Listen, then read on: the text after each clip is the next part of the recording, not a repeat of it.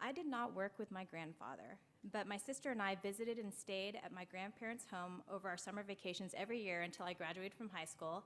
And I also I lived with my grandparents when I was doing a study abroad program during my junior year of college in Kyoto.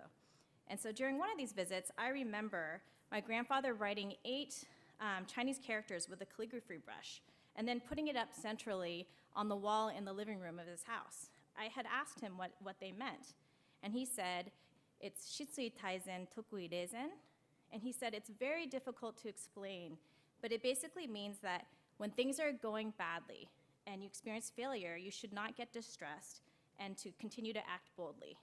And that when things are going well, you should remain calm and act humbly. I've always viewed this as my grandfather's personal philosophy on life, and I think it carried over to his work as well. I understand that when he first took over the family business of manufacturing Japanese traditional card games, he experienced many setbacks in the early stages of running the company.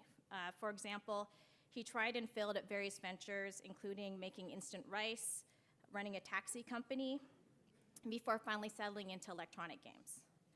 And even with success, he did not change his lifestyle.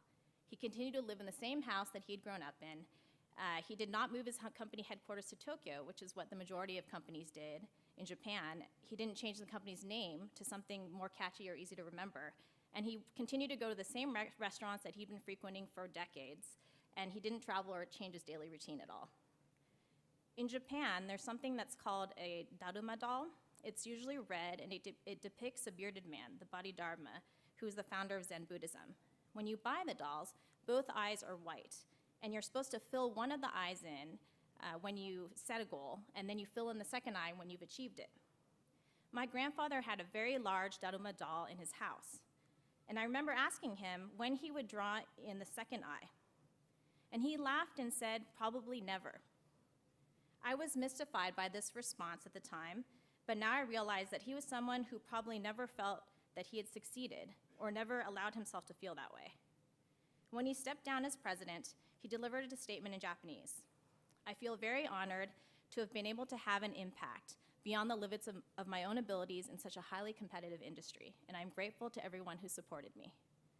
I think that this honor tonight is an acknowledgement that even though my grandfather never personally allowed himself to fill in the second eye of his daruma, many of the rest of us recognized that that eye was probably already filled in. And I personally appreciate it, and I think he would as well. Thank you very much.